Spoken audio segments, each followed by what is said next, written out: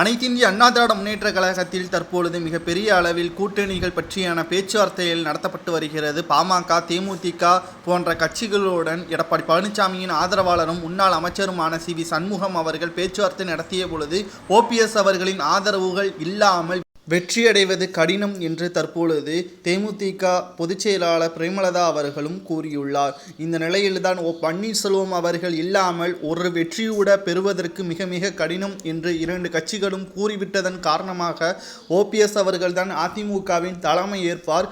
கொடநாடு வழக்காக இருக்கட்டும், ஊழல் வழக்காக இருக்கட்டும், இதில் இரண்டிலும் எடப்பாடி பழனிசாமிக்கு எதிராக ஆதாரங்கள் அனைத்தும் சிக்கப்பெற்றிருக்கிறது. இதன் விசாரணை முடிந்த பிறகு நிச்சயமாக எடப்பாடி பழனிசாமி அவர்கள் கைது செய்யப்படுவார் என்று ஒரு பக்கம் பேச்சுவார்த்தையும் நடத்தப்பட்டு வருகிறது. ஆகையால் ஓபிஎஸ் அவர்களின் ஆதரவு நமக்கு தேவை. எப்படியாவது ஓபிஎஸ் அவர்களை சமாதானப்படுத்தி அதிமுகவில் மீண்டும் இணைக்குமாறு இந்த இரண்டு கட்சிகளும் கோரிக்கை வைத்திருக்கிறது. ஆனால் எடப்பாடி பழனிசாமி அவர்கள் விடாப்பிடியாக உங்களது கூட்டணியே வேண்டாம் என்பதற்கேற்பதான் அவரது பேச்சுவார்த்தையும் அமைந்திருக்கிறது.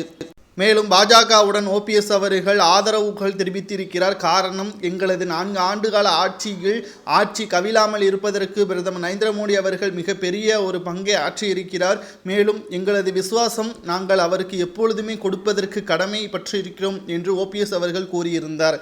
ஆனால் எடப்பாடி பழனிசாமியோ பாஜக மீது எப்பொழுதுமே நாங்கள் மரியாதை வைத்திருக்கோம், ஆனால் நிச்சயமாக இனிமேல் கூட்டணி வைக்க மாட்டோம். காரணம், திமுக, பாஜக இருவரும் கூட்டணி மறைமுகமாக வைத்திருக்கிறார்கள். தமிழகத்தின் மக்கள் பாதிப்புக்கு உள்ளாகும் வகையில் பாஜக செயல்படுகிறது என்று நன்றி விசுவாசம் இல்லாமல் எடப்பாடி பழனிசாமி அவர்கள் கூறிவிட்டார். இனி ஓபிஎஸ் அவர்கள் வெற்றியடைவதற்கு வாய்ப்புகள் அதிகமாக இருக்கிறது. பாஜகவின் ஆதரவுகள் ஓபிஎஸ் பக்கம் மட்டும்தான் இருக்கிறது என்றும் தற்பொழுது வைத்திலிங்கம் அவர்கள் கூறியுள்ளார். ஓபிஎஸ் அவர்கள் காலையில் கிடைத்த மிகப்பெரிய நல்ல செய்தி இதுதான் என்றும் தற்பொழுது தகவல்கள் வெளியாகி இருக்கிறது.